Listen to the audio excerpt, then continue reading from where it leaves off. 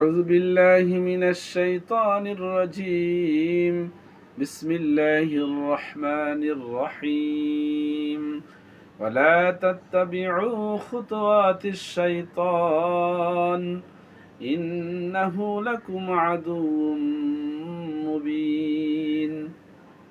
আল্লাহ তাআলা বলেন, হে বান্দা, তোমরা শয়তানের পথ অনুসরণ করো না, শয়তানের আনুগত্যশীল হয়ে না, কেননা শয়তান তোমাদের জন্য প্রকাশ্য শত্রু।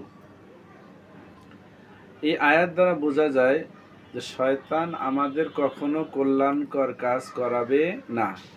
শয়তান সর্বদাই গুনাহের কাজগুলোকে আমাদের সামনে চমৎপ্রদভাবে উপস্থাপন করে, যার কারণে আমরা গুনাহের কোনো কাজ আনন্দ চিত্তে করতে যাই।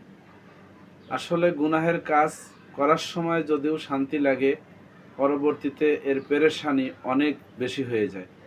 আল্লামা আশরাফ আলী থানভী রহমাতুল্লাহ আলাইহি বলছেন যে গুনাহের কাজ হচ্ছে একজন মানুষ তার শরীর চুলকানোর দ্বারা তাৎক্ষণিক সে আনন্দ পায় বা শান্তি পায়, কিন্তু চুলকানো শেষ হয়ে গেলে সেই জায়গায় জ্বালা পোড়া শুরু হয়ে যায়।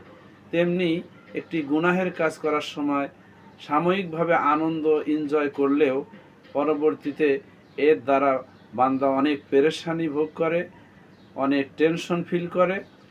শুধু তাই নয়, রিজিকের সংকীর্ণতাও তৈরি হয়। সর্বোপরি গুনাহের দ্বারা আমাদের দুনিয়ায় যেমন ক্ষতি হয়, আখিরাতেও ক্ষতি হয়। আর শয়তান সবসময় বান্দাকে দিয়ে গুনাহের কাজ করানোর জন্য আপ্রাণ চেষ্টা করে।